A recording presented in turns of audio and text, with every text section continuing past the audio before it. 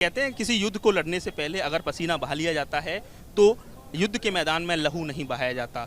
RLD chief Jayant Chaudhary इस बात को बखूबी समझ रहे हैं और यही वजह है मिशन आगरा पर निकले हुए हैं और तपती दोपहरी में लगातार जनसंवाद कर रहे हैं। 2 दिन रहने वाले हैं। तो चौधरी साहब, क्या लग रहा है, किस तरह का जन समर्थन मिल रहा है, किस तरह का आपको सपोर्ट मिल रहा है?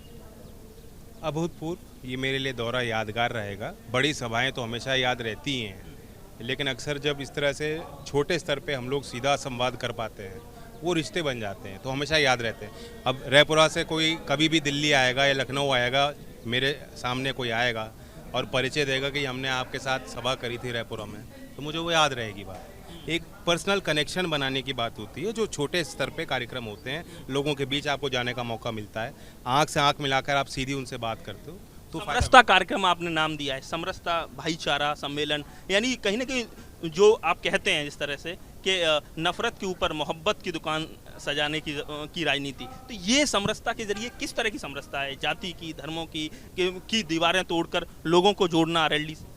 जो भी सीमाएं हैं, जो भी जंजीरें हैं, तोड़ना तो पड़ेगा। नई पीढ़ी अब नए तरीके से सोचती है। आप जातिवाद का उदाहरण ले लो, जो खास तौर से नई पीढ़ी है उन चीज़ों में विश्वास नहीं करती, लेकिन अभी भी बंटवारे पुराने जिंदा हैं। तो इसलिए ज़रूरत है कि हमेशा हमें निरंतर कार्यक्रम चलाने होते हैं। हम ये सोचें कि भाईचारा बन गया, एक चुनाव में हमने भाईचारा जिंदाबाद का नारा ले लिया, नतीजा अच्छा आ गया, बस अब हम घर बैठ जाएं, नहीं। निरंतर सतर्क रहना है हम लोगों को, ताकि कोई छुटमुट जो भी घटनाएं होती हैं, विस्फोट छोटे छोटे होते रहते हैं अपने बीच, क्योंकि तनाव भाइयों में भी हो जाता है कभी कभी, लेकिन वो कभी चीज़ बड़ी घटना में तब्दील ना हो पाए। सवाल ये है कि जब से पार्टी की आपने कमान संभाली है, पार्टी का दायरा बढ़ रहा है। 9 विधायक हैं इस समय।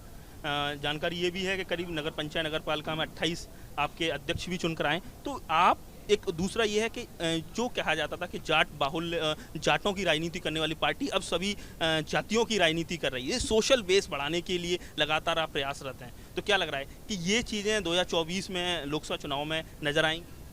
देखिए, ये लेबल हमने तो अपने लिए कभी यूज़ नहीं किया।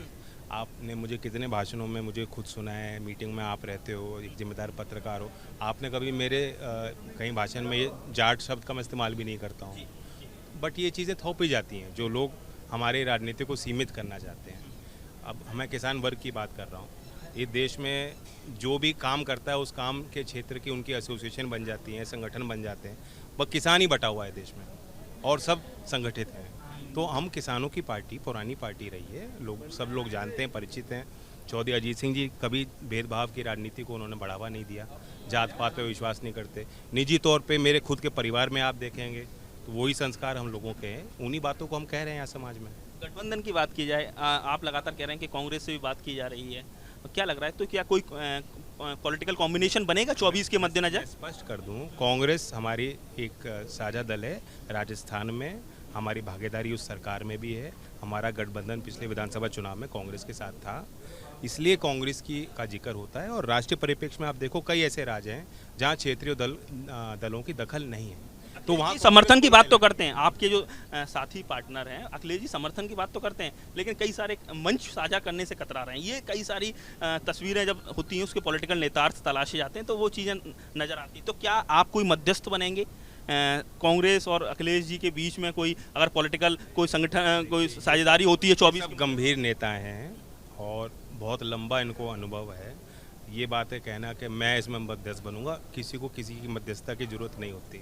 सबके अपने अपने रिश्ते हैं। जो देश हित में होगा, मैं विश्वास करता हूँ, वो फैसला विपक्ष के सब जिम्मेदार नेता लेंगे। आपको क्या लगता है, आप पसीना बहा रहे हैं, कुछ बड़े भाई अखिलेश जी कुछ कहें कि साथ साथ चलें, कुछ साथ जब मौका होगा साथ भी चलेंगे। नहीं, पहले कुछ समय से पहले, चुनाव से पहले बिल्कुल चलेंगे। देखिए, मैं उनके ऊपर कोई टिप्पणी नहीं करूंगा। वो एक समझदार नेता हैं, अनुभवी हैं और प्रदेश में उन्होंने सरकार चलाई है, तो प्रदेश के हर कोने के मुद्दों को भी अच्छी तरह जानते हैं। सर, एक सवाल बड़ा महत्वपूर्ण है, संसद भवन का उद्घाटन को लेकर 19 दलों ने बाइकआउट किया है, आरएलडी का क्या स्टैंड? हम भी उसमें शामिल हैं। मैं उस दिन कार्यक्रम में था, अमरोहा में इसी तरह के गाँव में प्रोग्राम में था, लेकिन कांग्रेस की तरफ से चिट्ठी का ड्राफ्ट हुआ और मेरे साथ शेयर हुआ और मैंने अपनी सहमति उस पर दी है। 2 बड़े सवाल हैं। एक तो ये कि क्या ये शोभा देता है कि एक तरफ राजधानी पे गांव देहात के कई राज्यों के लोग आ रहे हैं, बहन बेटियों के सम्मान की लड़ाई लड़ रहे हैं, अन्याय के खिलाफ आवाज़ उठा रहे हैं, उनकी जो दरकार सरकार बिल्कुल बेबुनियाद ठहरा रही है, सुन ही नहीं रही है, कार्रवाई नहीं करना तो दूर है। और दूसरी तरफ हम इतना बड़ा एक जश्न मना रहे हैं, दूसरी बात यह है कि एक नए संसद भवन तो अब बन गया, निर्माण हो गया, लेकिन राष्ट्रपति जो महामहिम हैं, सबसे बड़ा पद उनके पास है। और पार्लियामेंट का टेक्निकली आप संविधान में भी जो परिभाषा देखेंगे पार्लियामेंट की, उस परिभाषा में राष्ट्रपति और दोनों सदन के सभी सांसद शामिल होते हैं। तो आप राष्ट्रपति को कैसे बाहर रख सकते हैं? तो सर एक सवाल और है महत्वपूर्ण, उनको ये शोभा देता है क्या प्रधानमंत्री जी को? सिर्फ पत्थर पे अपना नाम लिखवाने के लिए तो सब कुछ हो रहा है, देश देख नहीं रहा। अगर राष्ट्रपति भी होती वहाँ तो उनका सम्मान और बढ़ता। बड़ा दिल करना चाहिए। बिल्कुल, ये मौके बार बार तो आएंगे नहीं, और राष्ट्रपति हैं, उनका नाम उसमें नहीं लिखा जाएगा, उनकी अनुपस्थिति रहेगी तो क्या अच्छा है? एक साहब राजनीतिक जो कहा जाए, जो ज़मीन सींचने के लिए जो आपका नल है, तो क्या लगा वोटों की बरसात होगी 24 में? मेहनत क्योंकि लगातार जारी है, और ये देखा जाता है कि जो नेता लगातार पब्लिक से जुड़ा रहता है, जब इलेक्शन नहीं होता उसको नतीजे मिलते हैं। देखिए, हम यहाँ आगरा में हैं, सुबह यहाँ तूफान चल रहा था, बारिश हो रही थी और लग रहा था 2-3 दिन तो मौसम खुलेगा ही नहीं। अब यहाँ धूप आ गई है, तो कभी धूप कभी छाँव, राजनीतिक जीवन में उतार चढ़ाव होते रहते हैं। जनता के बीच रहेंगे, जनता विश्वास करेंगे। सियासी जमीन को सींचने निकले हैं राष्ट्रीय लोकदल के मुखिया चौधरी जयंत सिंह, और इस समय आप देख सकते हैं रैपुरा हिर गाँव में हैं, बड़ी संख्या में लोग उनके साथ हैं और बड़ी बेबाकी से और बहुत ही मिच्योर लीडर के तौर पर उन्होंने जवाब दिए हैं। बड़ी संख्या में जो राष्ट्रीय लोकदल से जुड़े हुए जो उनके सपोर्टर्स हैं, वो भी इस समय यहाँ इस गांव में मौजूद हैं। 2 दिवसीय उनके कार्यक्रम हैं, करीब 15 गांव में उनका समरसता अभियान चलने वाला है। देखिए, तमाम जो उनके साथ जो सपोर्टर्स हैं वो भी हैं। तो कुल मिला के उनका कहना है कि हम राजनीतिक लोग हैं, लगातार जनता के बीच रहते हैं और जनता के बीच रहेंगे तो जनता भी हमें सपोर्ट करेगी। आगरा से नितिन उपाध्याय, ABP गंगा।